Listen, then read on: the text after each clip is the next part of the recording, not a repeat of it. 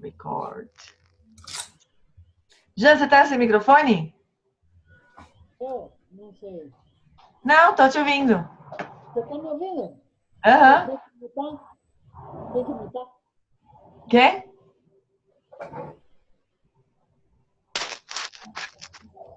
Estou. É, dá pra ouvir. Meio longe, assim, mas dá pra ouvir. Mas eu vou fechar, né? Hã? Melhor fechar. É, melhor fechar. E você, Emma, tá me ouvindo? Tô ouvindo, Como é sim. que você tá? Eu tô ótima aqui ainda. Tô indo Tá no Brasil? segunda-feira agora. Ai, que legal. Que legal. Então, tá bom, vamos mutar todo mundo agora, tá? Prontinho, todo mundo mutado. Só quando o Joaninho. Bom, chuchus, hoje é o seguinte. A gente lembra que há 15 dias atrás, semana passada eu faltei, a gente tinha parado numa prática, né? Daí a gente ia combinar de hoje, em vez de a gente fazer uma prática gravada, eu ia ler, assim, meio tentar conduzir esta prática, que não é uma coisa simples, né? É uma prática... A gente está no tema de examinar a natureza não nascida da consciência. Então, é uma prática de consciência da consciência, essa daqui. Não chega a ser exatamente uma prática simples, né? Daí... Mas tudo bem, vamos tentar. Eu vou tentar guiar aqui, né? Como ele descreve. Aí é só ter umas coisinhas assim que a gente vai combinar.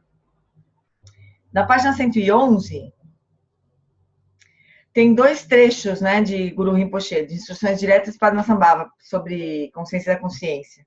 Na verdade, não é só consciência da consciência, é uma vipassana com foco na consciência, né, mais ou menos. Tipo, como se a gente estivesse buscando a natureza do observador, né? Buscando determinar a natureza do observador. Então, tem uma hora que ele fala assim, olhe novamente e relate sua experiência para mim. Vocês não precisam falar nada para mim. Eu nem vou ler essa frase para não causar estranheza, né? É só que a gente... É interessante, talvez nesse ponto, talvez seja interessante eu falar assim. Que, antes disso vem, né? A gente está observando a mente, a consciência, né? Ela é algo claro e estável ou é um vazio que não é nada? Há algo a reconhecer? Aí eu poderia falar assim, prepare-se para relatar a sua experiência. Porque isso é uma coisa assim, a gente, no meio da prática, a gente pode de vez em quando fazer isso, sabe? Se eu precisasse descrever para o meu professor o que eu estou vendo, o que eu diria, né? O problema é que está bem no meio da prática, daí talvez isso atrapalhe um pouco, né? Mas... Não sei se eu vou falar isso. Eu acho que vai atrapalhar. Eu vou seguir direto a instrução. Depois a gente pode conversar assim, sobre as experiências, né? Mas não é nem precisa a gente cada um falar como foi, o que sentiu, não sei o quê. É mais assim uma investigação que não tem fim, né? Esse tipo de prática é uma coisa meio sem fim. A gente vai fazer essa prática para sempre, né? Até atingir iluminação, praticamente. Então, a gente poderia, de vez em quando, voltar para ela, para esse texto, né? Você pode até gravar, se quiser, ou usar as práticas de chamata com foco no observador, de vipassana com foco no observador, que foi, acho que a última que a gente fez, inclusive. E pensar nisso, que a gente vai observar, né, o que a instrução está propondo, nesse caso é direto do Guru Rinpoche, o que o Guru Rinpoche está propondo que a gente examine. E o ponto dessas práticas de Vipassana são a gente examinar, assim, olhar o que está sendo, o que a gente está, ele está propondo que a gente observe e ver o que vê, sabe? Sem ficar tentando raciocinar sobre o assunto. É simplesmente assim, olha para isso e o que você está vendo. O aluno sempre fala assim, ó, olha o meu dedo, assim é esticado, assim é dobrado, né? Aí ele fala assim, agora, tá esticado, tá dobrado, né? Esticado. A gente simplesmente olha e vê, né? O que está dobrado está esticado, né? Simples assim. Só que a mente, né, que a gente tá olhando, então... Mas é isso, né? É uma prática que a gente não está muito acostumado, né? Está acostumado a refletir sobre as coisas, não a reportar o que a gente está vendo nuamente, né? Mas então a gente vai tentar fazer essa prática, vamos ver o que acontece. Se nada acontecer também, não tem problema, porque é uma contemplação, né? Então tá bom. Então vamos fazer as preces iniciais. Refúgio, bodhicitta, prece das 7 linhas. Daí a gente vai fazer uma aula de...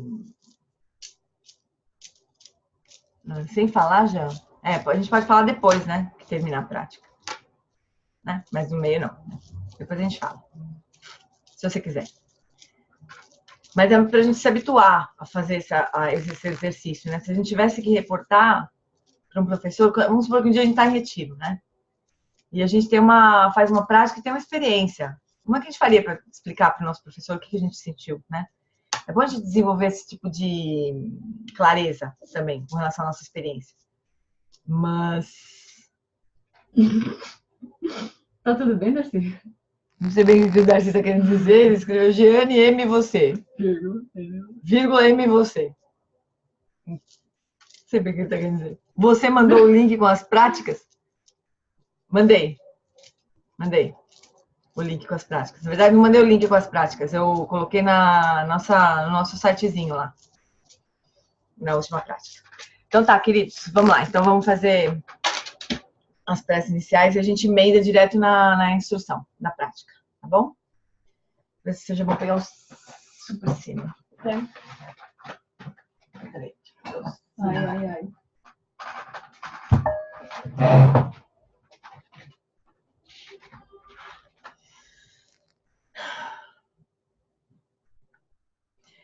Namo lama deshe dupe ko koncho songi renjin la nagdang drudru senchena chenchu adu kyapsuchi. Namo, no lama que é a corporificação dos sugatas, da natureza das 3 joias, eu juntamente com os seres dos 6 reinos, tomamos refúgio até a nossa iluminação.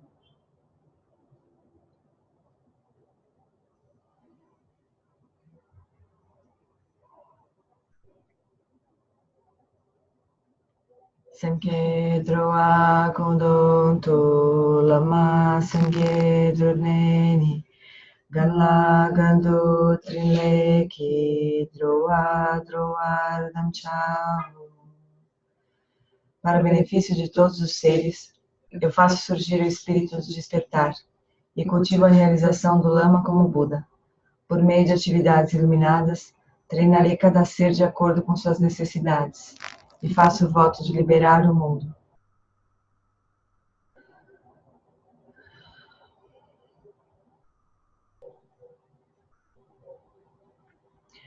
Hum alguém alguém no chansa pema gesar no pola yatzen chogi no drone pema jone jesuda cordo cadro mabe cor chichi jesuda druti Jingue latir sexo so guru pema siddhi.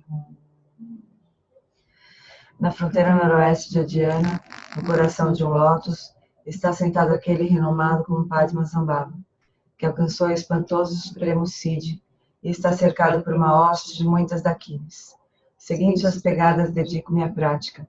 Por favor, aproxime-se e conceda suas bênçãos. Guru Pema Siddhi Hum. Mahum Vajra Guru Pema Siddhi Hum. Om Vajra Guru Pema Siddhi Hum. Om Vajra Guru Pema Siddhi Hum.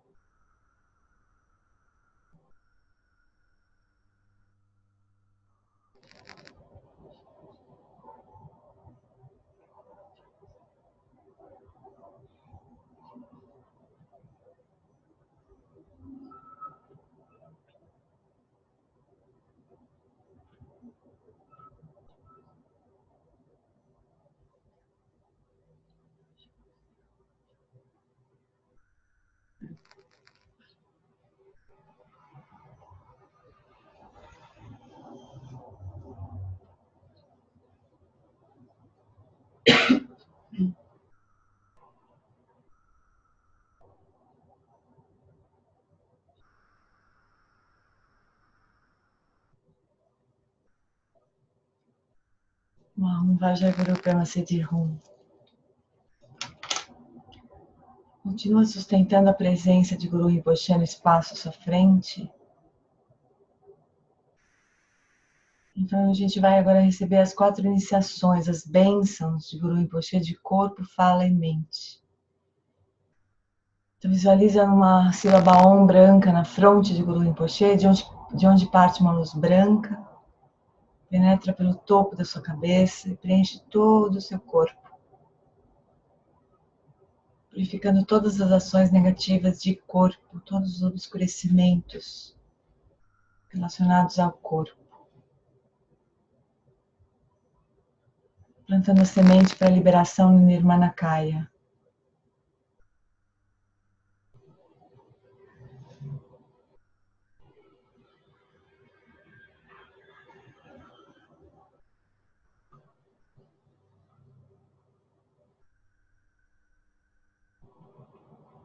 De uma sílaba A vermelha na garganta de Guru Rinpoche, parte uma luz vermelha, que penetra pela nossa garganta e purifica todas as ações negativas de fala,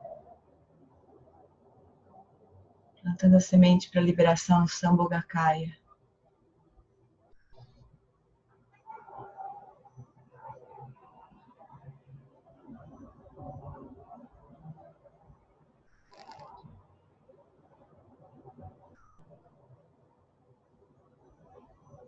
De uma sílaba Hum azul no coração de Guru Rinpoche, parte uma luz azul índigo que penetra pelo nosso coração e purifica todas as ações negativas de mente, plantando a semente para a liberação no Dharmakaya.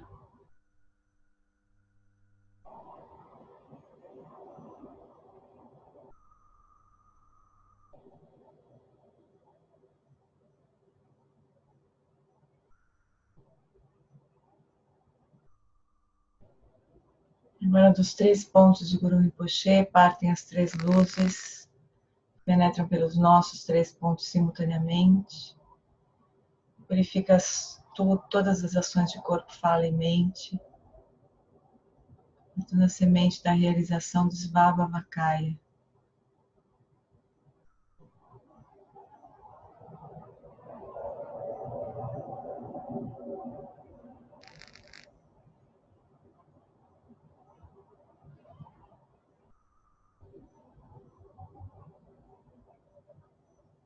Guru Rinpoche agora diminui em tamanho, passa para o topo da nossa cabeça,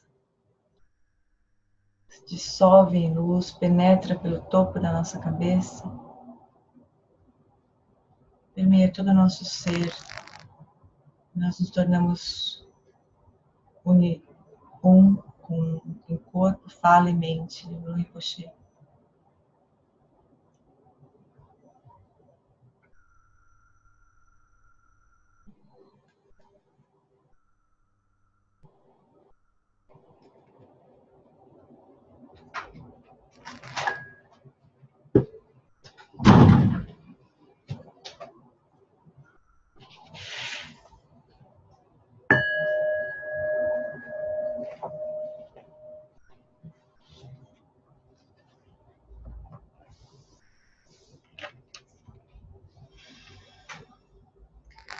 Agora então procure uma posição em que você possa ficar com a coluna ereta, com o diafragma relaxado, abdômen relaxado, peito aberto, os ombros soltos e relaxados. Respirando livremente no abdômen.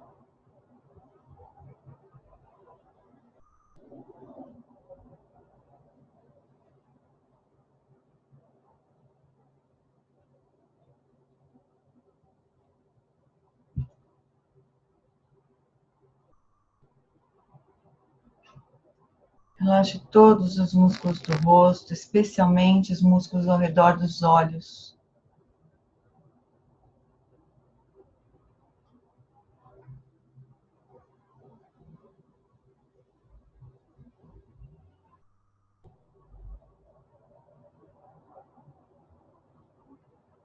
Deixe os olhos suavemente abertos. E traga a sua consciência para o espaço à sua frente, direcionando o olhar ao longo da linha do nariz, mas sem focar em nenhum objeto visual.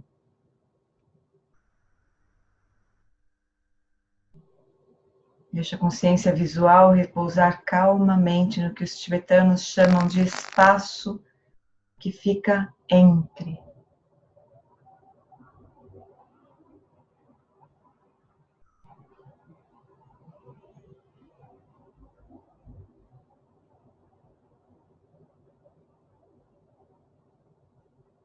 E por 1 minuto ou 2, leve a atenção para dentro.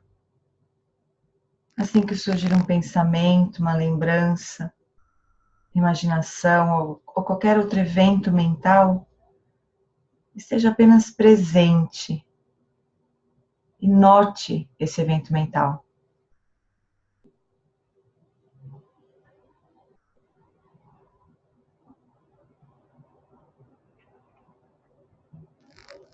Permita que ele se afaste sem ser notado. Apenas detecte-o rapidamente, sem suprimir.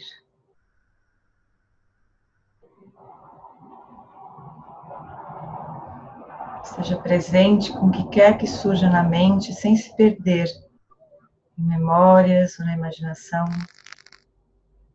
Paire sobre a porta de entrada da mente, exatamente onde surgem os eventos mentais.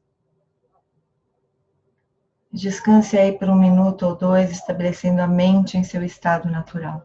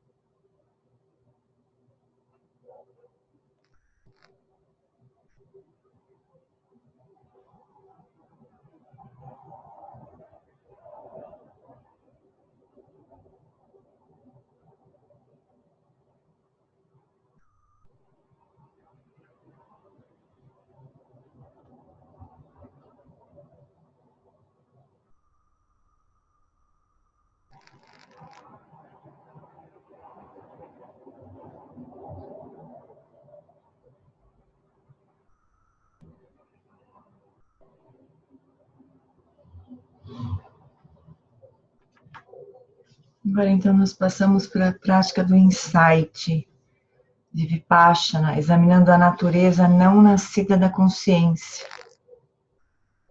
Essa prática é parte de um terma, ou tesouro de ensinamentos. Ele foi descoberto por Karma Limpa no século XIV, em uma caverna, numa montanha do Tibete Central, e é atribuído ao mestre tântrico indiano do século VIII, Padmasambhava. Ele deu a seguinte instrução: mantendo o olhar fixo, deixe que a consciência permaneça sem oscilar, de maneira clara, nua e fixa, sem ter nada em que meditar, assentada em seu próprio espaço.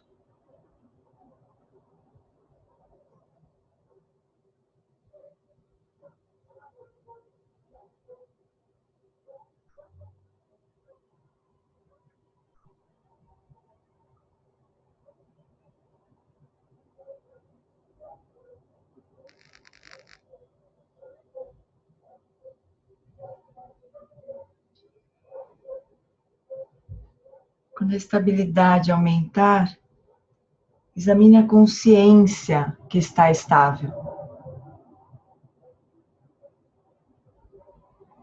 Então, libere suavemente e relaxe.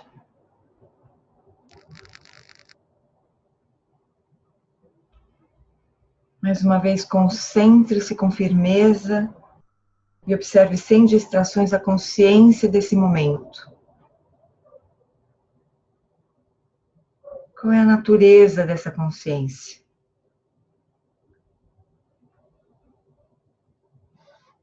Deixe que ela observe a si mesma com firmeza. Não é algo claro e estável, ou é um vazio que não é nada?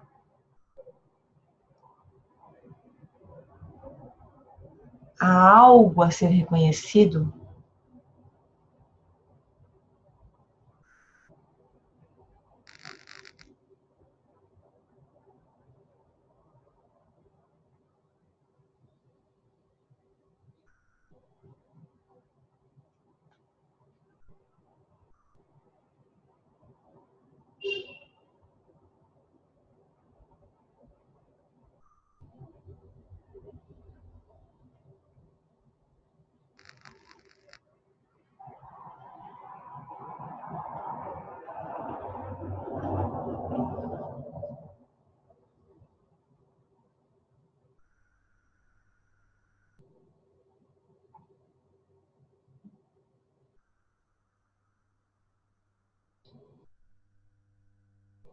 Então, deixe a consciência repousar no seu próprio espaço e examine essa consciência. Concentre-se com firmeza e observe a consciência desse momento. Qual é a natureza dessa consciência? Ela é algo claro e estável? Ou é um vazio que não é nada?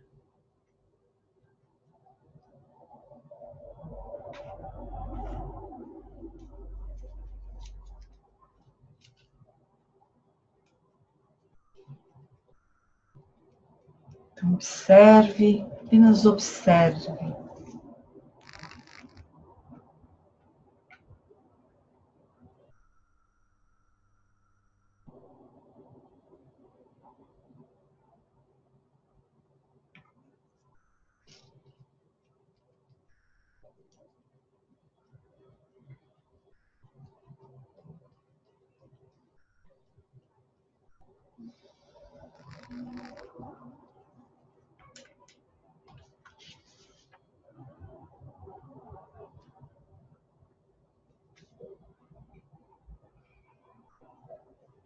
Padmasambhava continua. Assente sua mente no espaço à sua frente e deixe-a permanecer ali, presente. Examine bem o que é isso que você possui e assentou-se aqui hoje.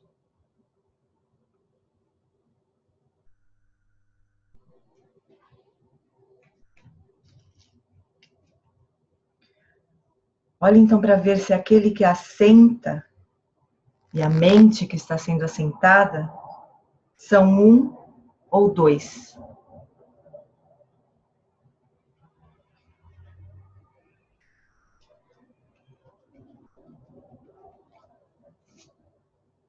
Observe se aquele que estabelece a mente no estado natural e a mente que está sendo estabelecida em seu estado natural são um ou dois.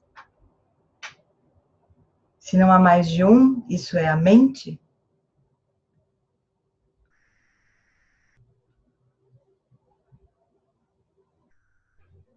Observe qual é a realidade da chamada mente.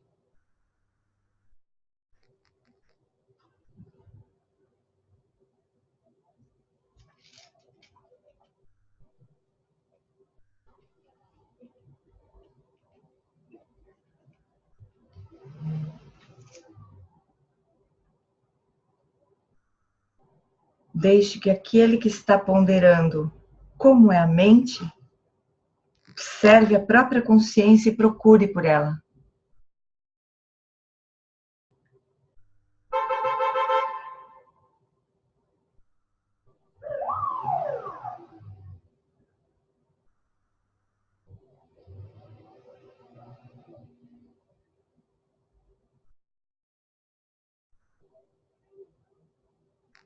Observe sem distrações a consciência do meditante e busque por ela.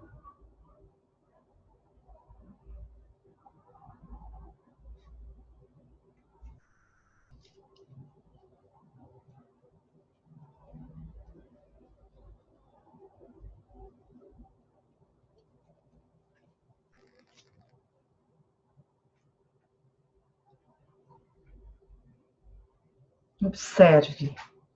Na realidade, a chamada mente é algo que existe.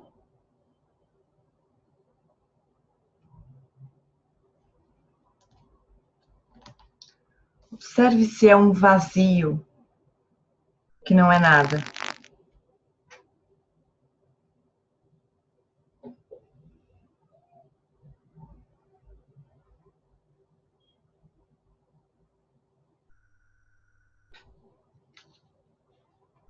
Se você diz que é um vazio que não é nada, então como poderia um vazio que não é nada saber como meditar?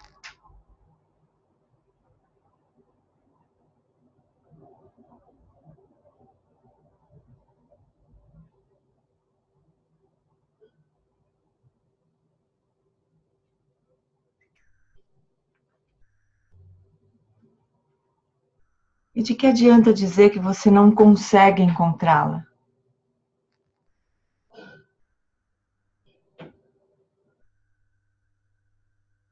Se ela não é absolutamente nada, o que produz o ódio?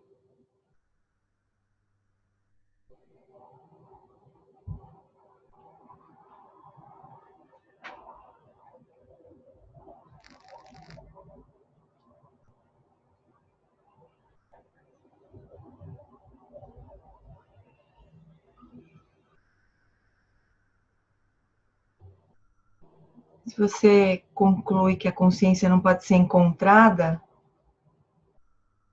não há alguém que acha que a consciência não foi encontrada?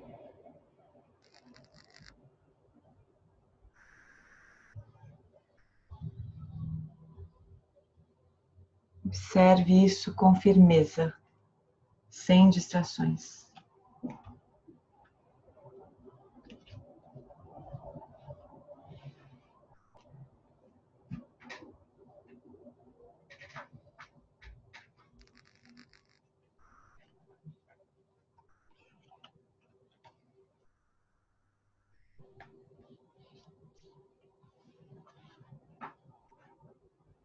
Observe sem distrações a consciência do meditante.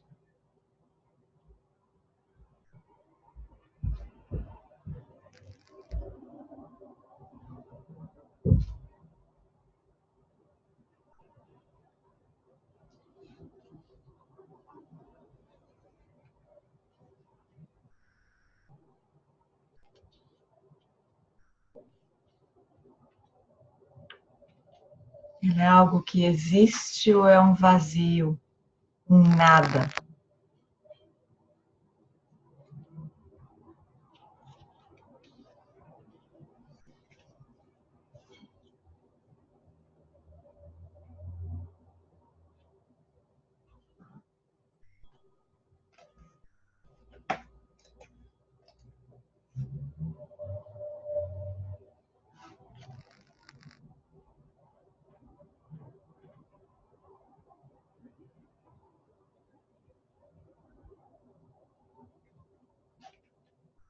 Se você não conseguir encontrá-la,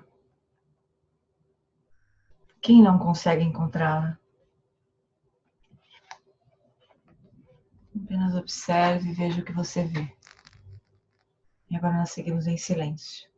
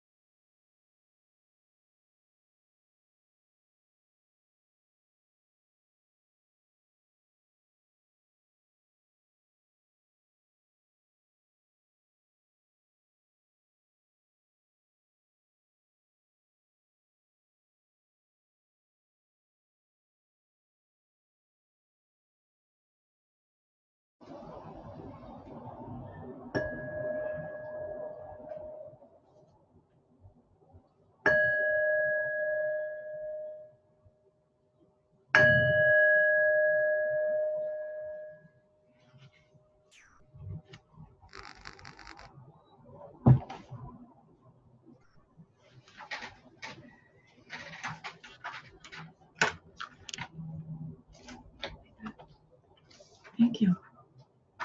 Não.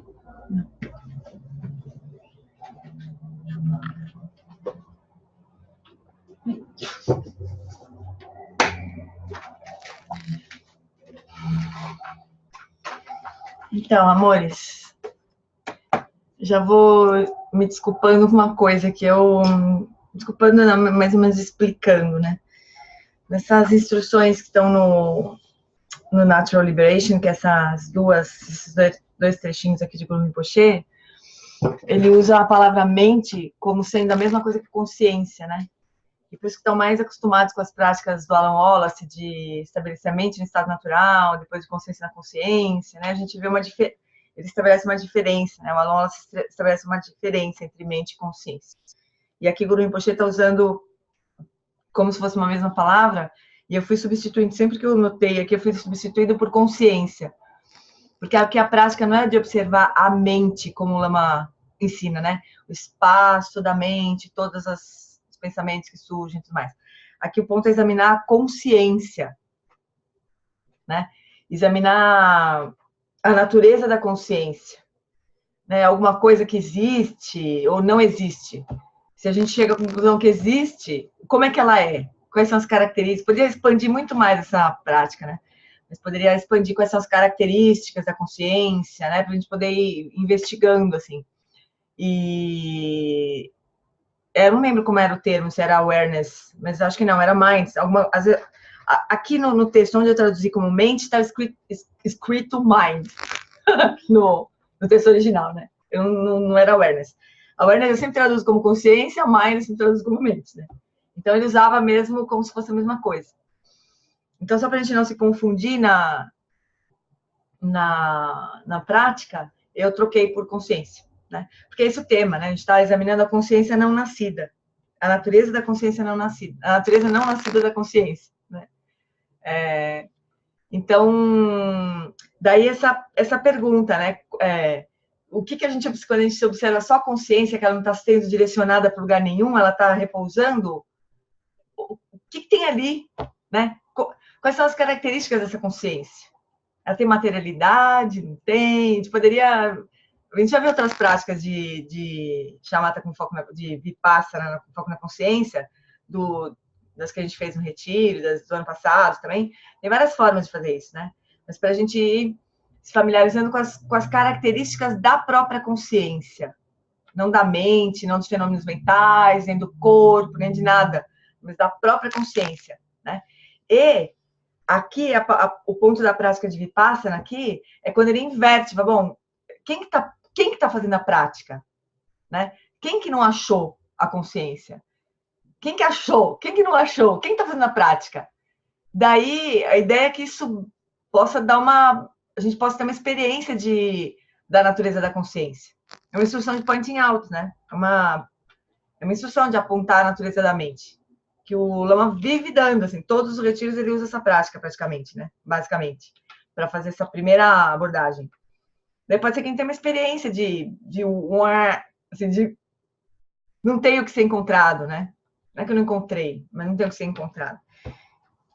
Então, vocês me desculpem, mas eu editei um pouquinho aqui o texto para o benefício da própria prática, né? E aí, o que vocês gostariam de comentar? Alguma coisa? Ou a gente lê a sequência, assim, a gente vai comentando. O que vocês acham? Rogê, Oi, deixa eu pôr aqui o... olha... Espera só um pouquinho. Eita, desligou. Espera só um pouquinho, Darcy. Deixa eu só acertar meu vídeo aqui, meu áudio. Fala. Eu achei legal que pela primeira vez, todo esse tempo, eu tive um insight, eu não me preocupei se está certo ou errado, sobre a consciência e a mente. E eu consegui, de certa forma, sentir que a consciência é aquilo que ilumina tudo que acontece num espaço que eu chamei de mente. Então, esse tudo que ilumina não é só a consciência visual. Eu ouvi sons e eu percebi a consciência iluminando o som, a consciência iluminando a dor na coluna, a consciência... E quando perguntou sobre o observador, eu vi claramente a consciência iluminando um observador que também se dissolve. Que esse observador ele também é fruto de um iluminador. E a consciência é como se fosse um grande vácuo negro, com todas as possibilidades, com todas as potencialidades, mas que não é para ser achado, ou não dá para ser achado, não tem atributo. Então, eu estou feliz, porque foi a primeira vez que eu... Obrigado. Mas é assim, não é a última, né? A gente vai precisar muitas vezes essa prática para ir refinando Mas, assim, a questão de não ter... Primeiro, deixa eu só comentar uma coisa que não é... que recentemente eu vi só ele explicando, né? A gente pode chamar de espaço da mente, esse espaço onde surgem os fenômenos da mente, né? Pensamentos e tudo mais. Mas a gente pode chamar de espaço da consciência, né? Esse espaço onde surgem todas as aparências. Então, táteis, sons, né? Todas. Espaço da consciência, né? Só para chamar de alguma coisa mesmo, porque também não é não é físico, né? Quer dizer, é um outro jeito mas é útil essa descrição. Porque tem o espaço da mente, onde surgem puramente as aparências mentais, né? E o espaço da consciência, onde surgem todas as aparências, todas as percepções. É útil essa distinção aí, né? Agora, com relação a atributos, a consciência ela tem atributos que não são físicos, mas eu estou te dizendo não é para colocar isso na tua experiência, mas é porque é descrito assim, né? Ele mesmo descreve, né? Os dois atributos da consciência, que é ela é clara, assim, ela é desobstruída, né? E cognoscente. Ela não tem atributos físicos, lógico, né? Mas ela tem esses atributos que isso é importante a gente reconhecer, né? Essa característica que está presente, que permeia tudo, é clara, ela não é obstruída por nada. E ela é semelhante ao espaço nesse sentido, né? Como espaço que permeia tudo, mas ela não é como o espaço porque ela percebe as coisas. É que é um saco de traduzir isso daí, mas a palavra em inglês é knowing. Só que quando a gente fala um espaço que conhece, a gente logo se remete a coisas conceituais, e não é isso, né? Conhece no sentido de perceber, né? Não é espaço morto, não é nada, não é um nada, né? É algo, né? Mas essa característica de poder ter essa capacidade de perceber, então tem muitas metáforas para a consciência, pode ser é como o espelho, ou é como o espaço, é como o céu, mas todas essas metáforas são furadas, porque não tem nada que se assemelhe de verdade à consciência. Ela é como espaço, como, né, o céu, mas ela conhece, isso não tem nenhuma... Mas coincide perfeitamente o que você está falando com a minha experiência. Uhum. Então, esses são atributos da consciência. Ela tem atributos, né? Não tem atributos físicos, mas ela é clara, ela é transparente, ela, né, tem vários atributos, né? É muito importante a gente ir se familiarizando com essas... Eu só não queria usar a palavra claro, porque nessa experiência ela é como se fosse escuro. Não é escuro. Ela tem o potencial da claridade, mas ela não é nem clara nem escura. Mas no espaço da consciência aparece com clareza, porque aparecem formas. E as formas eu vejo com os olhos e vejo com a mente. É isso aí. A gente também vai precisar começar esse descolando dos objetos da consciência, né? Apesar que é uma tarefa danada, é praticamente impossível, né? Da gente dissociar o que a consciência percebe da própria consciência, né? Mas é essa intenção, assim, de reconhecer cada vez mais a consciência propriamente, né? Não a consciência reconhecendo os seus objetos, sejam eles quais forem, né? Vamos ler aqui. Alguém mais quer fazer algum comentário sobre a prática? Tá, Núria escreveu consciência... Ah, não. Era awareness? Não. Então. Às vezes era mind, às vezes era awareness mesmo. Já viu. A gente pode seguir, então, a leitura. Então, vamos lá. Vamos mudar de novo o painel aqui. Bom. Então, encerre a sessão. Já encerramos. A prática de examinar a natureza não nascida. Natureza não nascida. É um termo interessante, né? Que a gente não consegue conceber, assim, propriamente. Mas eu também não consigo imaginar um momento em que essa consciência que está aqui agora presente tenha nascido, né? E algo que não existia antes dela nascer. Não faz sentido isso, né? E para mim também não faz sentido que um dia ela vai terminar. Vai terminar e vai acontecer o quê depois que essa consciência terminar? O que vai acontecer se não ter consciência ela vai perceber, né? Então é interessante esse termo não nascida. Ela tem relação com o termo primordial também, né? Que está ali desde sempre. Então é não nascida, a natureza não nascida da consciência. A prática de examinar a natureza não nascida da consciência aprofunda e amplia a prática diária formal para além dos limites desse corpo, dessas condições, desta vida. as práticas no texto raiz do treinamento da mente em 7 pontos, cultivar a estabilização meditativa, estabelecer a mente em seu estado natural e examinar a natureza não nascida da consciência, no tempo de Atisha, do século XI, eram baseadas em séculos de experiência contemplativa, que visavam alcançar a iluminação em uma única vida.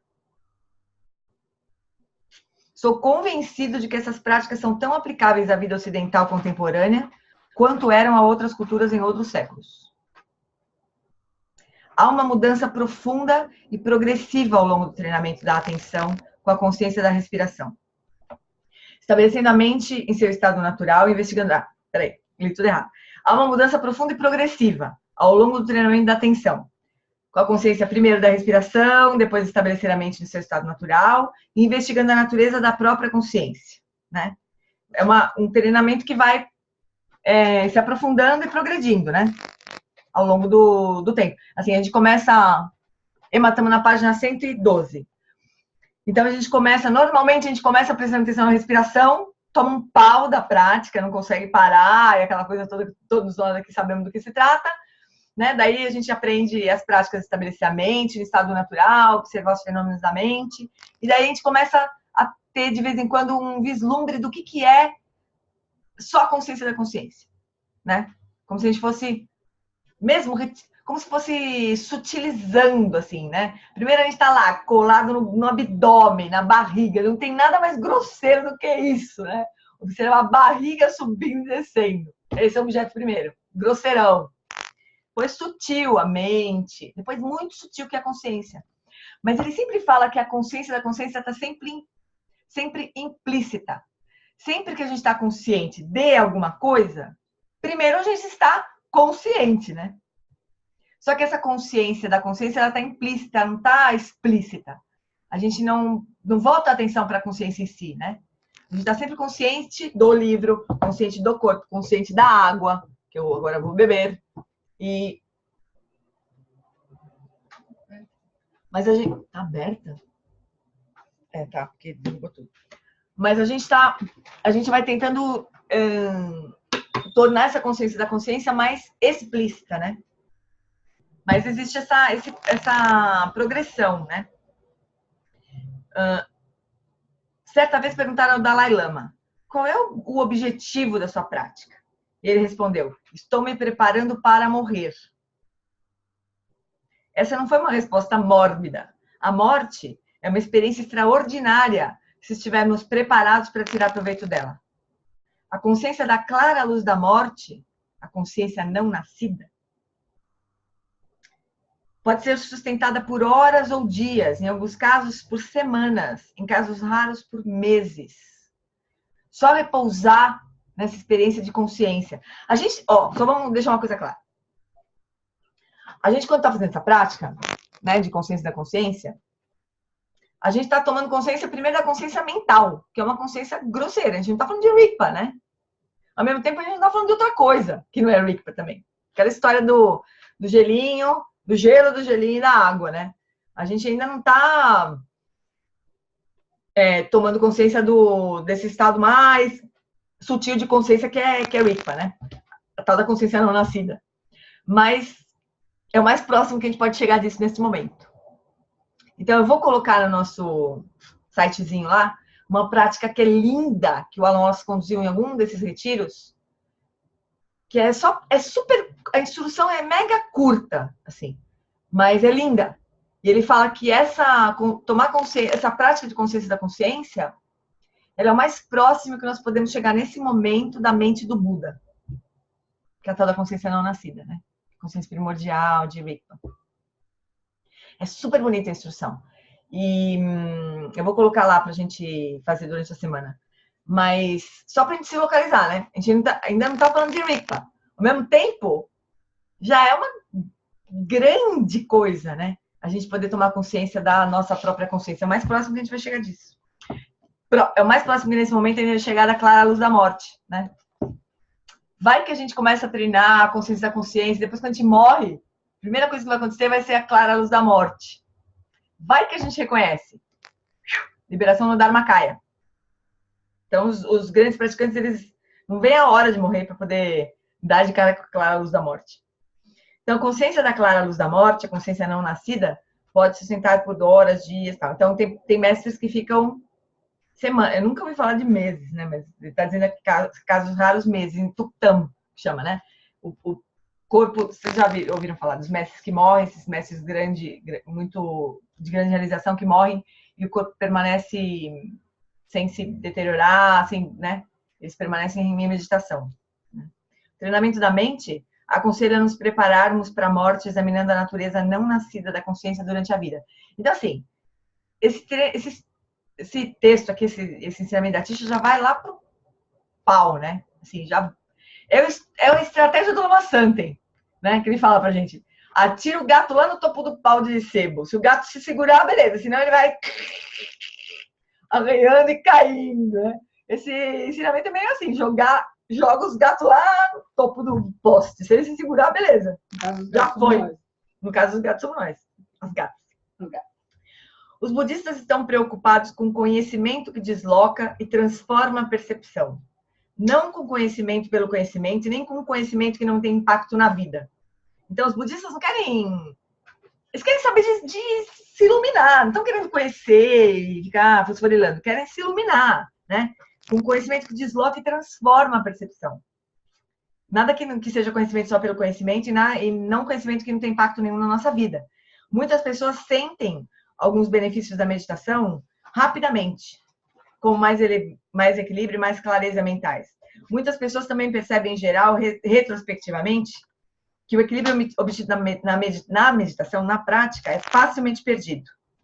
A prática de examinar a natureza não nascida da consciência é apresentada na sequência da prática de considerar todos os fenômenos como se fossem sonhos, como uma prática de insight, que busca uma realidade mais profunda que pode ser acessada. Por meio dessa prática... Então, observar todos os fenômenos como se fossem sonhos é como se a gente fosse se descolando, como se a gente tivesse afundado no meio do lodo, né? Do mundo objetivo, concreto. A gente está lá, incrustado na parede. A gente vai se soltando, não, essa parede é sonho, a gente vai se soltando aquela concretude toda, né? Mas então, a gente está se soltando, as aparências já não são concretas, então, o que tem, então, né? Afinal, se não são as aparências tão concretas, o que tem ali, né?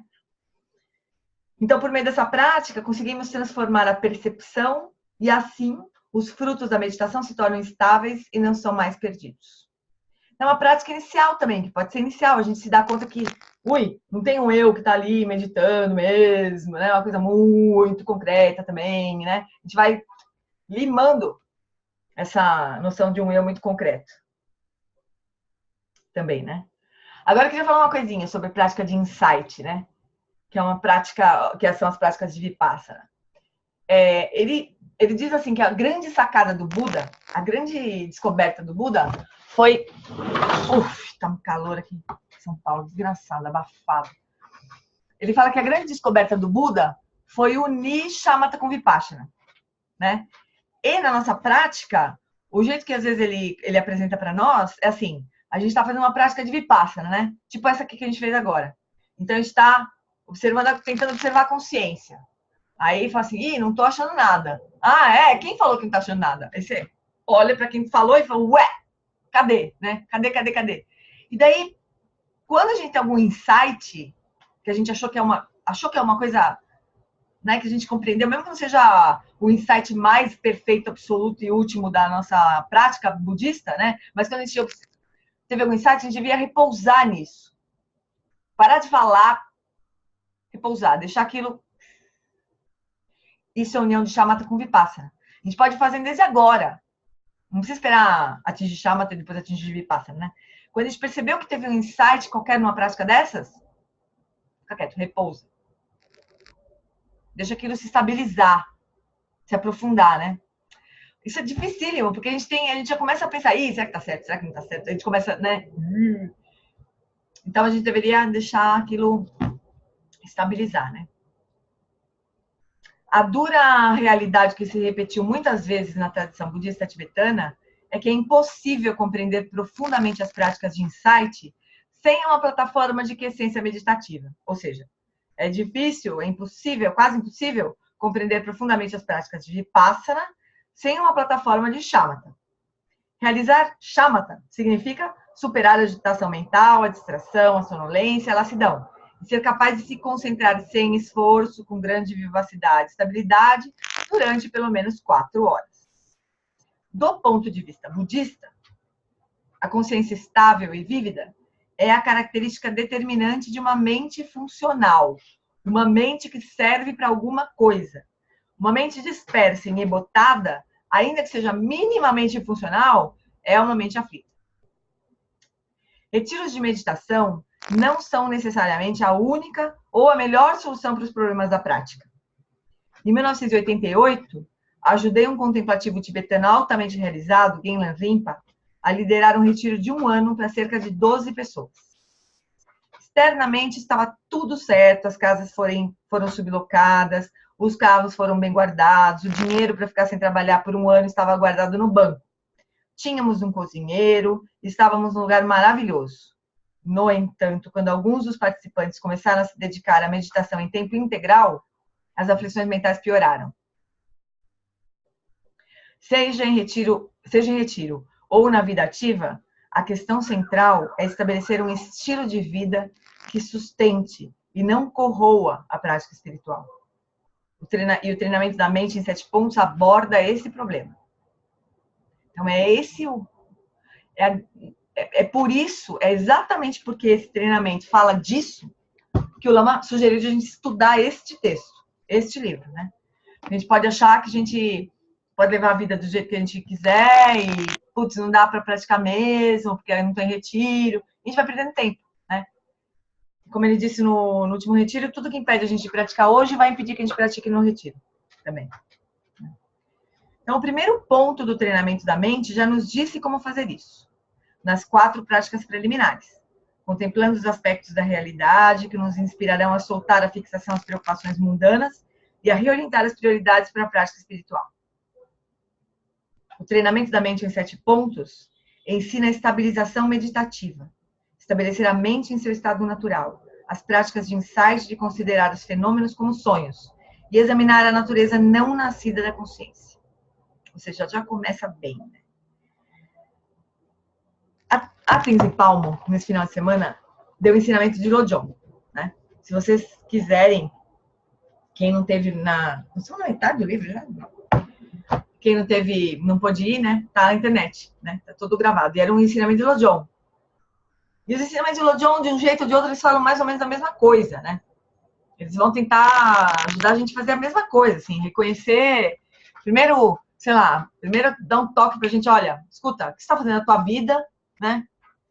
Depois que, assim, não precisa estar em retiro, que toda hora é hora, especialmente a Tenzin Palmo, ela tem uma... Ela sempre fala isso, a Lama Wallace também sempre fala isso, que a gente não tem tempo para perder e que a gente tem que praticar o tempo inteiro. Tempo inteiro. Não é prática formal, né? Não é sentar na almofada 24 horas do dia. Mas é observar a mente 24 horas do dia, né? Observar o que nós estamos fazendo com a nossa mente 24 horas por dia, se possível, né? Se a gente tiver essa possibilidade de fazer prática de sonhos também, né? De yoga de sonhos. Então, se vocês puderem olhar o retiro da Tenzin Palmo, também é super complementar ao nosso estudo, né? Super complementar. E como era um texto curto, é mais possível, assim, né? De a gente ver mais rapidamente, né? Foi sábado e domingo só o ensinamento sobre esse texto. Né?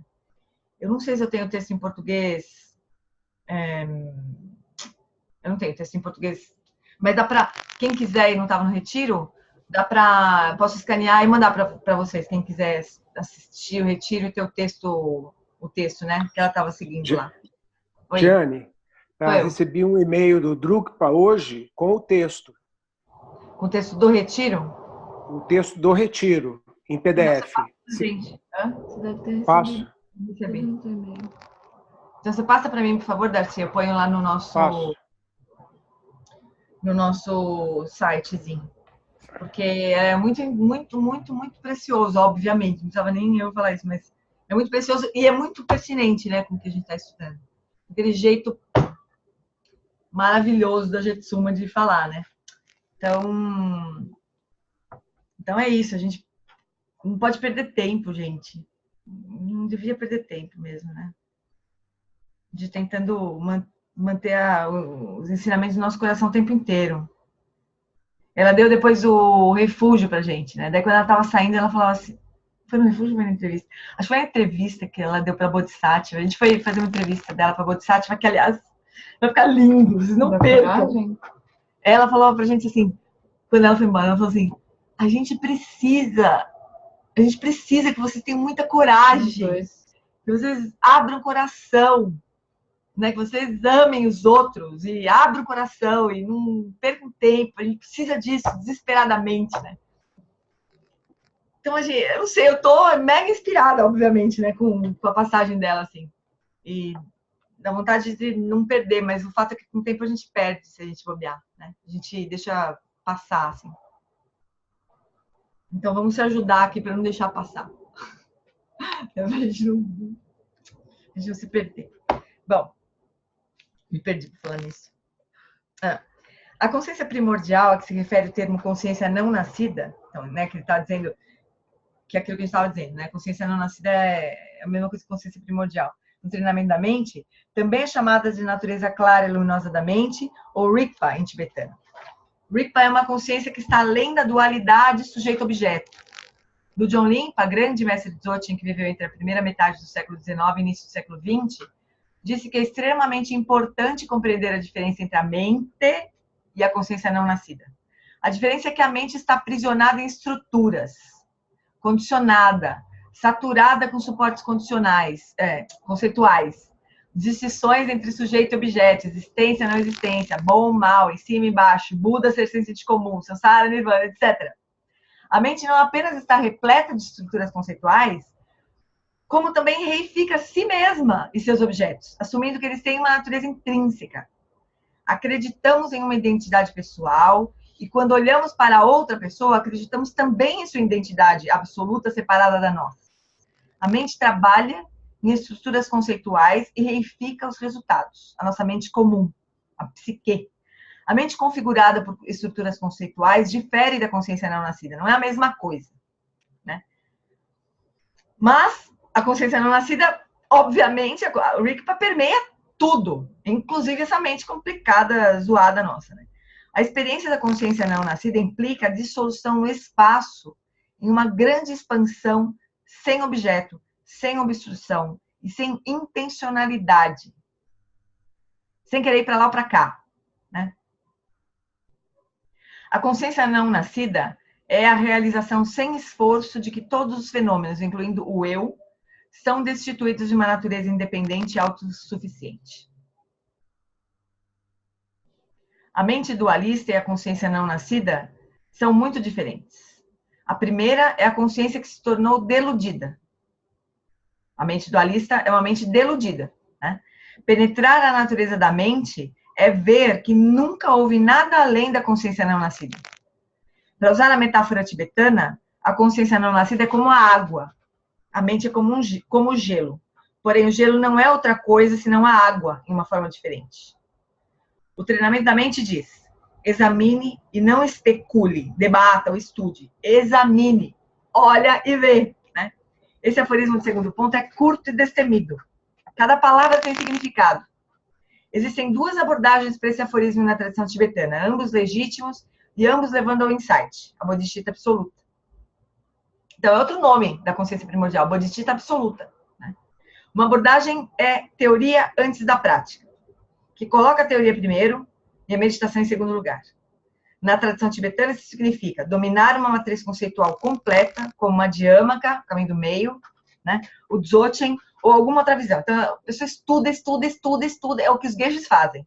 Estudam, e às vezes morrem antes de poder meditar, mas estudam, sim, sabem tudo, compreendem intelectualmente tudo, né? Uma vez estabelecida a base teórica, você está pronto para a meditação. Essa é uma boa abordagem. E depois de cerca de 4 anos, possivelmente, você terá conhecimento suficiente da filosofia para poder ensinar. Mas compreender não significa ter insight. A Jetsuma falou num dia lá, não sei bem qual, que quando se quer falar muito bem de um mestre, quando se quer dizer que é um mestre realizado, né, se diz que é um grande erudito e realizado. Né? Ela falou, quando se diz que o mestre é um grande erudito, é mais ou menos pejorativo isso. É como se já se tivesse já embutido nessa descrição aí, que aquela pessoa não realizou o que ela estudou. Ela compreendeu, estudou perfeitamente, mas não realizou aquilo. E ela estava falando que a gente está com esse problema nesse momento, né? Grandes mestres, incluindo o Karl Mappa, isso eu vi mesmo, eu não sei se foi um vídeo, se foi um texto, do Karl Mappa reclamando que ele não tem tempo de praticar, que ele quer entrar em retiro, ele quer desaparecer, né? Ele quer sumir, ele não quer... o Karl Mappa é um estupidamente erudito, assim, ele é incrível. Eu vi um retiro uma vez dele ensinando em chinês o Sutra do Coração, que é uma língua que não é dele, ele estudou chinês para ensinar o Sutra do Coração em chinês para os chineses, pensa, o esforço que o homem não fez. Ele é brilhante, né? Brilhante. Mas ele está desesperado, porque ele está sendo demandado, o Ocidente está demandando ele cada vez mais, e ele não está tendo esse tempo para, né, mergulhar naquilo, em termos de experiência, né? Então, essa abordagem antes da teoria significa... Bom, na abordagem experiência... Então, a primeira abordagem é teoria antes da prática, né? Só que antes da prática. Teria que ter a teoria e a prática. A teoria antes da prática. Na abordagem experiência antes da teoria, a teoria surge da própria experiência. Para questões profundas, como as levantadas na prática de insight, metodologia sem teoria não funcionará. A abordagem de Padmasambhava é fornecer teoria suficiente para avançar, mantendo a experiência à frente. Então, estuda um pouco, experiencia. Né? Essa é a técnica do Guru Rinpoche. Né? Ele explica, agora vai lá e faz. E volta aqui e me conta. Explica mais um pouquinho, agora vai lá e faz. E volta aqui e me conta. Né? Essa é a estratégia, né, do Guru Rinpoche. A abordagem de Padmasambhava é fornecer teoria suficiente para avançar, mantendo a experiência à frente. Essa abordagem é direta e ideal para pessoas que não dispõem de anos para gastar em estudo ou em retiro solitário. Então, explica um pouquinho, realiza um pouquinho. Explica um pouquinho, realiza um pouquinho. A prática de insight é semelhante à pesquisa científica. Assim como não se pode entender a física ou a química sem gastar tempo no laboratório, e nem como entender a matemática sem solucionar problemas, é preciso praticar a meditação para obter o insight.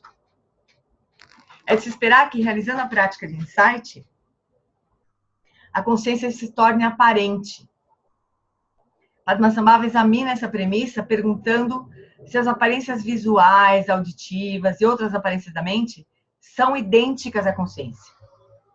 Se a consciência não é a mesma coisa que essas aparências, qual é a natureza da consciência? Na verdade, o que acontece na prática de insight é que o praticante só vê mais aparências.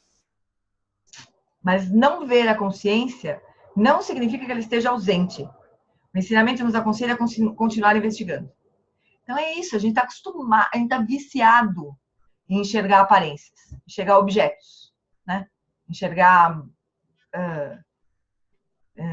objetos visuais, objetos sons, objetos da mente, a gente está viciado nisso.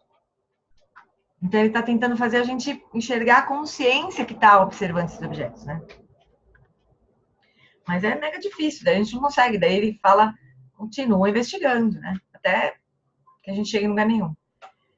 Quer dizer, chegue nessa consciência que não tem o que ser encontrado, né? Lembre-se primeiro das duas abordagens, da teoria primeiro versus a experiência primeiro. Karma Chagme, grande mestre do século XVII, das linhagens Mahamudra e Dzogchen, faz uma distinção entre elas usando a metáfora de apanhar lenha. Você pode apanhar lenha cortando todos os ramos de uma árvore, uma a uma.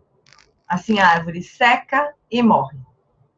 Esse processo longo, difícil, é semelhante à abordagem do monge que passa 20 anos estudando filosofia budista, gradua-se com uma imensa bagagem teórica, passa os próximos 20 anos em retiro e, por fim, dedica o resto da sua vida a ensinar. Então, a gente vai pegar a lenha, corta todos os pedacinhos da árvore até que a árvore morre. A segunda abordagem, que é a experiência em primeiro lugar, vai direto no coração da prática com o suficiente de teoria. É ideal para pessoas que não podem investir o tempo necessário para aquisições teóricas. Na abordagem de experiência, primeiro se corta a árvore começando pela raiz. Isso pode economizar muito tempo. Um dos aforismos mais conhecidos do Buda é: tudo que nasce morre. Tudo que é criado é destruído. Na cosmologia budista, ao final, todos os bilhões de sistemas mundiais serão incinerados, sem deixar nem mesmo cinzas para trás. Vidas humanas, todos os relacionamentos, qualquer coisa produzida será desfeita. No entanto, o nirvana, a liberação, é chamado de estado imortal e pode ser alcançado em vida. Os seres humanos nascem e morrem. A mente surge e se dissolve. Mas em meio a seu fluxo contínuo, há a consciência não nascida. Página 116. Tiago, página 116. Agora, né? Não sei quando que você mudou essa mensagem, mas agora nós estamos na 116. Os seres humanos nascem e morrem, a mente surge e se dissolve, mas em meio a seu fluxo contínuo não há consciência. Há a consciência não nascida. O que é não nascido não morre. Determinar e habitar a natureza não nascida da consciência é alcançar o estado imortal. Por fim, é o segredo da imortalidade. É só descobrir que não somos imortais, por fim. Isso pode ser feito durante a vida. O que é necessário é fé suficiente para praticar. Familiarizar-se com a natureza não nascida da consciência durante a vida aumenta as chances de identificarmos a clara luz da morte quando se está morrendo. Ao determinar a consciência não nascida durante a morte, tudo que é condicionado, tudo que nasce e vai morrer é liberado. Nessa liberação derradeira, somos imortais, além de vida e morte. A consciência não nascida não está separada dos eventos mentais. Ela é a natureza fundamental daquilo que está surgindo o tempo todo. Ela nos apresenta um desafio. Não buscando por outra coisa, você pode se concentrar naquilo que já está presente. Isso aqui a gente tem que ler todo dia, eu acho. Deixa eu me abanar um pouco. Eu não consigo ler, me abanar ao mesmo tempo. Tá um calor desgraçado. Uma calor mãe juntando calor filha. Tá feio o negócio hoje. Bom, o treinamento da mente em 7 pontos começa com passos progressivos para desenvolver o insight, também chamado de sabedoria, ou de bodhicitta absoluta. O primeiro passo é alcançar a estabilização meditativa, ou aquiescência. Discutimos 2 métodos para o desenvolvimento da aquiescência. O método controle, essa é uma coisa maluca aqui. O método de controle por meio da consciência da respiração e o método de liberação da tradição Dzogchen de estabelecer a mente em seu estado natural. O próximo passo é cultivar o insight, dirigindo a consciência para a própria consciência, examinando-a cuidadosamente. O insight sobre a natureza essencial da própria consciência, sobre a natureza de todos os fenômenos, é o espírito do despertar supremo, ou bodhicitta absoluta. Pronto, realizamos a natureza da consciência não nascida.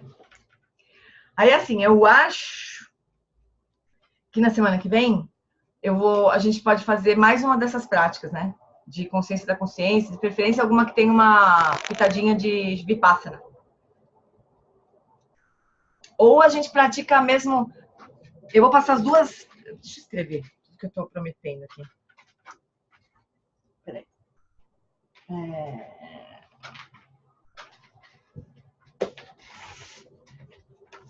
Eu vou passar aquela prática linda lá que eu falei.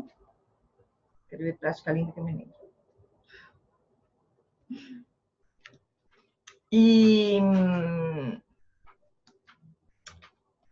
eu passei o link de todas as práticas, né, naquela pastinha que o Thiago montou. Mas eu vou passar os links específicos aqui de consciência da consciência. Gê, eu te mandei o e-mail. Agora, eu não achei lá no site a pastinha que o Thiago montou. Como é que tá o nome? Eu não lembro. Eu não consigo ver agora que tá o Zoom. Então mas deixa. se eu não tiver, por acaso eu tiver esquecido, eu mando de novo. Mas eu vou mandar o link dessas 2 práticas, principalmente, assim, de consciência da consciência e de vipassana com foco na consciência. Mas a gente devia praticar um pouco consciência da consciência. mesmo, sabe? Acho que vai ser uma boa coisa para a gente se preparar para os próximos retiros e também para a gente se preparar para poder avançar, né, nessa prática de Vipassana, que é final, assim, mas que está aqui logo no começo do livro, né? Tá certo, amores? Não sei se a gente segue, deixa eu... O que vocês acham? Falta 20 ainda, né? A gente vai entrar no outro ponto, então. Até, sei lá, vamos até onde dá aqui. Bom, então a gente está no segundo ponto, ainda dentro de bodhisattva absoluta, né? E a gente vai agora para o penúltimo ponto de bodhisattva absoluta. Até mesmo o remédio é livre exatamente onde está. Podemos seguir? Ou alguém quer comentar alguma coisa? Muito rápido. O que vocês acham? Tá tudo tranquilo? Tá bom. Então, o segundo ponto do treinamento da mente em 7 pontos prossegue na busca da bodhisattva absoluta. Até mesmo o remédio é livre exatamente onde está. Esta fala quintessencial refere-se à natureza não inerente de todos os fenômenos. Qual é o problema e qual é o remédio? O problema central é a delusão, uma maneira falsa de se engajar com a realidade. A principal delusão é a reificação. A gente pode... Tem uma questão assim, né? A gente tem a sensação assim de que, bom, se eu não reificar, então eu não vou distinguir nada de nada. Como se a nossa experiência fosse uma coisa daí que não vai ter discriminação de nada. E não é isso, né? A gente pode muito bem identificar objetos, tipo, eu tô olhando aqui, eu tô vendo o livro, né? Tô vendo a minha irmã, tô vendo o quadro. Eu posso muito bem identificar objetos sem reificar, né? Sem dar essa concretude, assim. Então, esse que é o ponto, né? A gente não vai deixar de identificar as coisas e, sei lá, né, deixar de discriminar.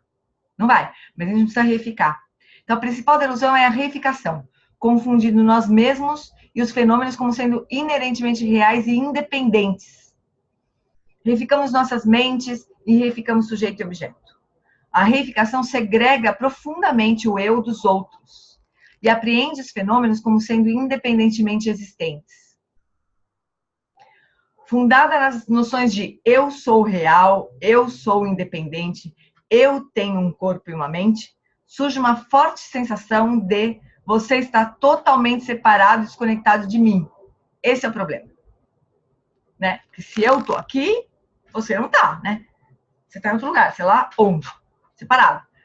A percepção dos outros como algo totalmente separado de nós mesmos incentiva os outros a nos perceber da mesma maneira. Esse é o efeito da delusão. De acordo com a psicologia budista, a reificação, a dicotomização absoluta do eu e do outro é a base do anseio. Essa palavra anseio é uma palavra que não é um desejo, é um desejo... Às vezes a gente traduzia como desejo ardente, mas eu acho horrível também essa tradução. Mas é craving em inglês. Craving.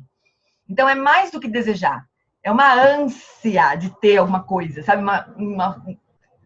Um quero, porque quero. Isso é anseio, né? Eu anseio um bom carro. Não é só desejar, eu gostaria tanto de ter um bom carro. Eu quero muito ter um bom carro, né? Eu anseio uma boa reputação, uma determinada pessoa, e acredito que se eu tivesse essas coisas, seria feliz. Podemos também acreditar que algo está obstruindo o caminho de nossa felicidade. A reificação está presente aqui. A culpa é de tal e tal coisa. O tempo, a política, o trânsito, etc. Com a reificação, a aversão, a hostilidade e o ressentimento se instalam. Os desequilíbrios emocionais de anseio e aversão surgem da mesma causa. A reificação da existência intrínseca e independente de nós mesmos e dos outros fenômenos. Dessa delusão central da reificação, também chamada de ignorância no budismo, surge o anseio e a aversão. Às vezes a gente chama de apego e raiva, né? Mas não é exatamente apego a palavra que ele estava dizendo aqui, né? É anseio, essa sede, assim. Na psicologia budista, as 3 principais aflições, ignorância, anseio e aversão, levam a todas as outras aflições mentais. Então, a gente estava explicando também na sexta-feira, na quinta-feira. Ah, o retiro foi sexta, sábado, domingo, inclusive, me enganei. Na quinta-feira eu estava explicando a roda da vida, né? Então, esse é o centrinho da roda da vida. E ela fala de um jeito super bonito. Ela fala que esses 3 animais são como o eixo da roda da vida. Quando isso gira, tudo gira em volta, né? Quando surge a delusão de um eu separado do resto, naturalmente surge a raiva, surge o desejo de coisas que não são eu e que eu preciso, e aí pronto. Aí a roda da vida gira, como se isso fosse um eixo, né? Da roda da vida, do sansarão. Como a delusão central da reificação se origina? Dharmakirti, um excelente lógico do budismo indiano do século VII, disse que a reificação tem origem quando nos fixamos no eu, depois nos fixamos nos outros, tendo como resultado a aflição mental. Fixar-se no eu é o primeiro passo da delusão, o núcleo da ignorância. Se você está preocupado com o fato de a vida ser curta, procure a raiz do problema, exatamente onde ele se origina. Eu sou. Quem diz eu sou? Volte-se para dentro e procure. Foi essa prática que a gente fez, né? Ah, não estou achando a consciência. Quem que não está achando a consciência? Esse é o que a gente vai precisar buscar, né? Desmascarar, desempoderar esse eu. O remédio para a delusão da reificação é a sabedoria. Óbvio, a ignorância, o remédio para a ignorância é a sabedoria. E a sabedoria surge do insight. O insight surge da prática. E a técnica que se concentra na questão central, que é a reificação do eu, é observar o observador. Não observar o observador para falar, o observador é, maravilhoso, que praticante. Lógico que não, né? Observar o observador para ver onde é que afinal ele está. Cadê esse observador? Cadê esse observador imutável? Esse estágio de meditação é alcançado pelo primeiro treinamento em quiescência, praticando o modelo de controle da meditação, como quem treina um cavalo selvagem pacientemente. Em seguida, pratique o modelo de liberação, treinamento da atenção, soltando a identificação e posicionando a consciência sobre a natureza da própria consciência. Em seguida, volte-se para dentro e observe o observador. Então, primeiro a gente estabiliza, shamatha, básica. Daí a gente desenvolve essa habilidade de estar só consciente, de estar consciente, sem ficar direcionando para lugar nenhum, se prendendo em coisa nenhuma. Depois, volta, né, gira o olho para dentro. Não é, tô brincando. Volta o foco para o próprio observador. E daí, cadê esse observador que estava aqui?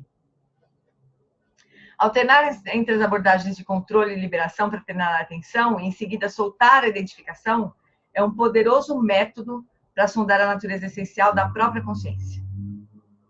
Da perspectiva budista, os problemas do mundo, desde as pequenas questões interpessoais até os enormes conflitos geopolíticos, são fundamentalmente resultado da delusão. Portanto, o remédio final é a sabedoria. A sabedoria pode ser cultivada, assim como a paciência e a compaixão. Uma das facetas da sabedoria é a inteligência, prajna. Isso aqui é super interessante, porque ele fala que assim, será que ele vai falar isso? Ele não vai falar porque nesse texto ele não está usando nenhuma palavra desses budistas, né? Mas ele fala assim, que a sabedoria ela pode ser cultivada e ela pode ser descoberta. Então a gente vai cultivar a sabedoria por prajna, que tem esse aspecto da inteligência. Mas daí tem Yeshe, que é a consciência primordial, a sabedoria primordial, que já está lá, sempre esteve. Então é como se a gente fosse praticando prajna até descobrir a sabedoria primordial, que sempre esteve lá. Né? São dois caminhos que vão se encontrar. Assim. A gente vai descobrindo a sabedoria primordial por meio da prática do prajna. Até o prajna paramita, que seria a perfeição da sabedoria. Né? Quando a gente atingir o prajna paramita, a perfeição da sabedoria, a gente está na sabedoria primordial, sempre esteve lá. Então, uma das facetas da sabedoria é a inteligência. A prática budista busca cultivar a inteligência, testando o Dharma tanto do ponto de vista conceitual quanto do experiencial. Outro tipo de sabedoria é a sabedoria primordial, uma espécie de sabedoria inata que não é criada. Não se pode poluir e nem purificar a sabedoria primordial.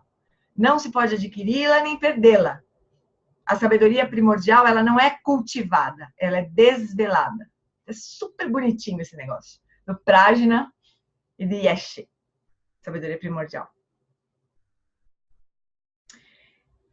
Existem dois tipos de sabedoria e ambos são remédios para a delusão.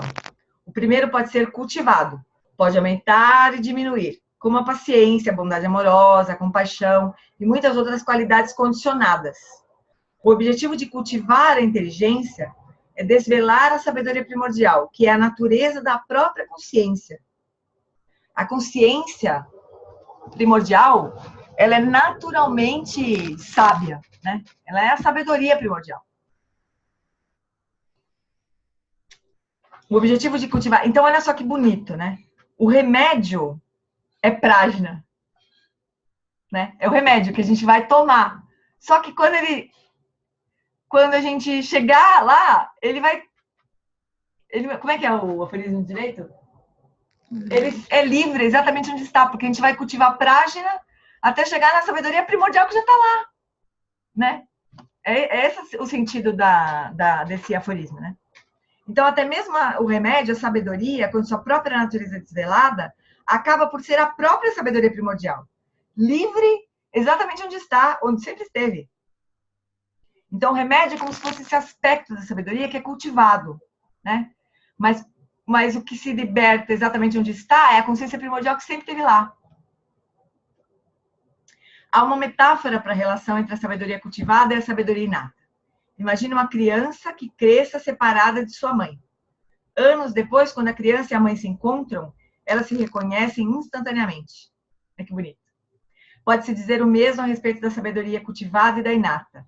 A sabedoria cultivada é como se fosse a criança que engatinha para o colo da mãe. Tem uma metáfora assim também. Cultivamos a sabedoria e quando a sabedoria primordial é desvelada, as duas se encontram como mãe e filha. A criança é a inteligência, que é cultivada. E a mãe é a sabedoria primordial que está presente o tempo todo. O remédio final para a delusão, a sabedoria primordial, nunca foi adquirido. E, portanto, é descrito como livre exatamente onde está. É lindo isso, lindo de morrer. Acho que a gente agora vai parar, porque vai surgir um outro tema agora. A gente podia ficar com esse assunto, né, no coração, assim, dessa coisa. Acho lindo de morrer isso. Ah, tá aqui.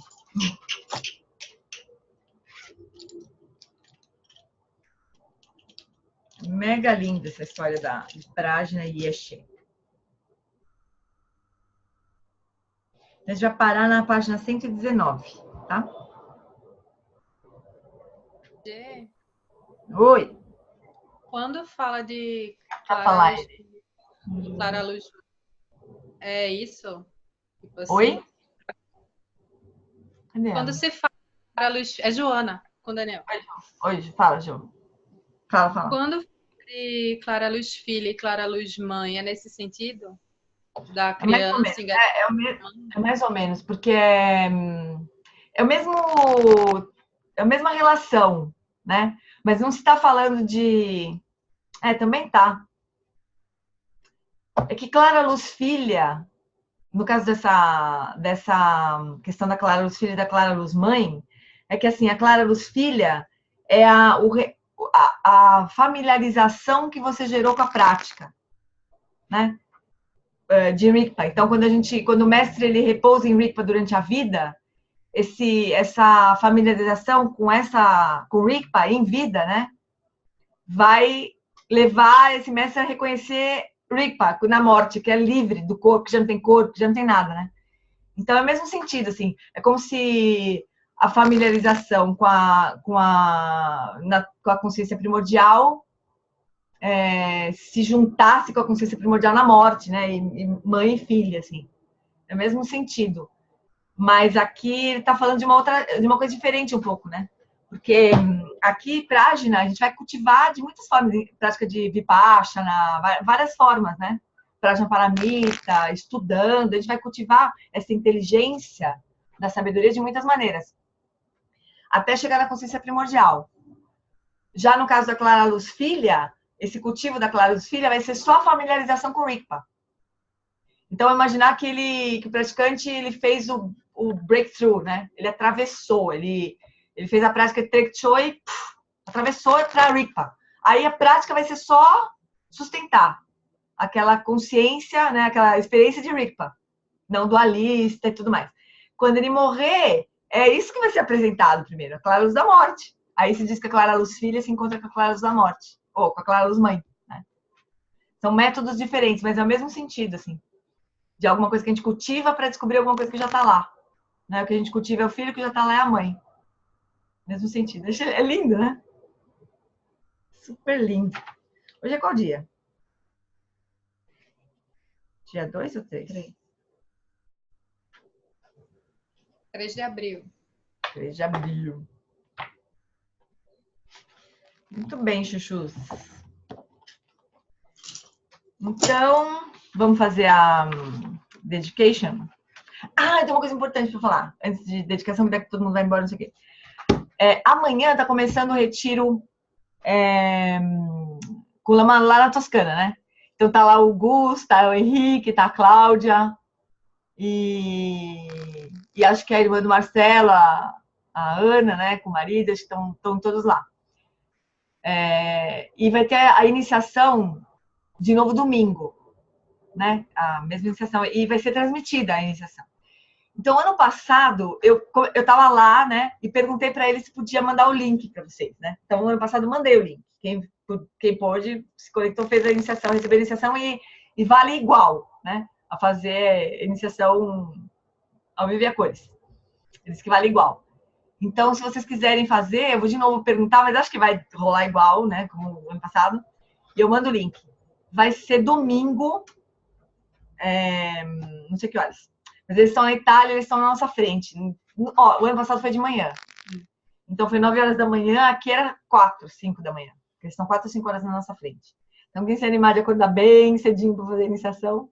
Mas eu vou pedir para a Sangue mandar o...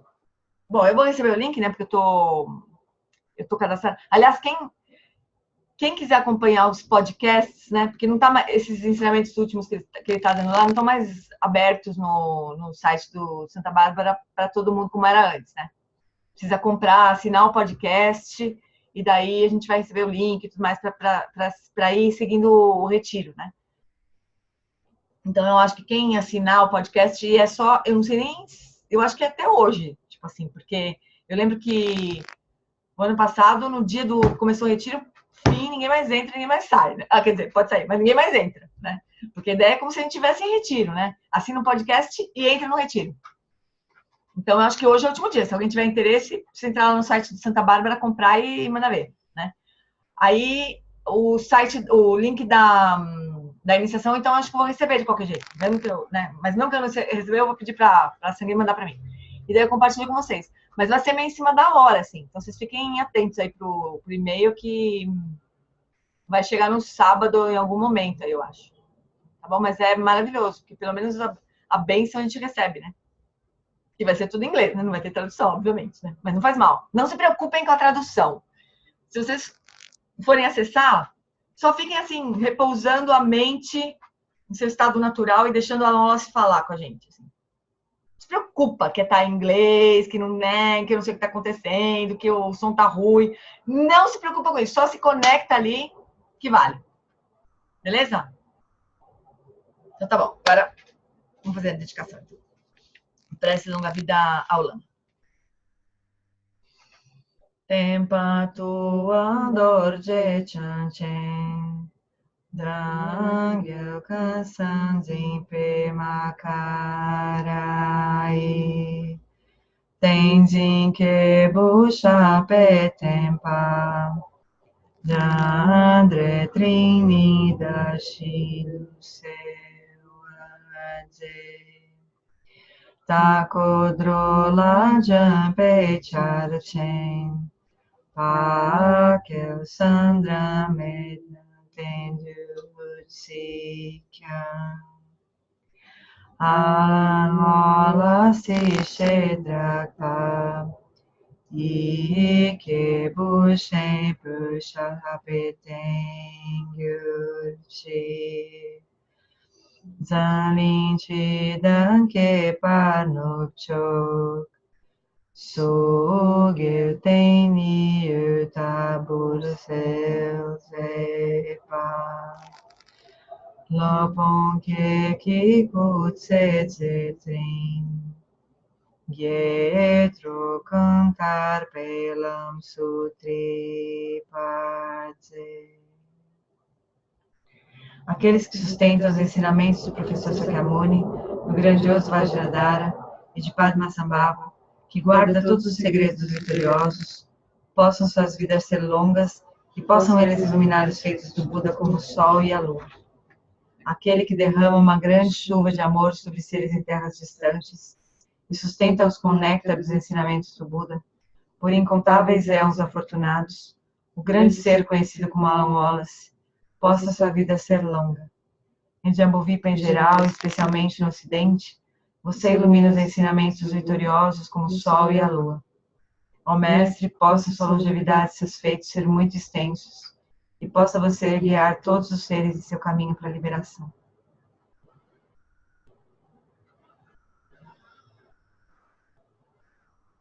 Gewadi Nirduta Kurgan Lama Drabyuni Drawa Chikyang Malupa Dei Salago Parashu. Por essa virtude, possa eu rapidamente realizar o Lama de Dhyana e possa eu conduzir todos os seres, sem exceção, a esse estado de realização.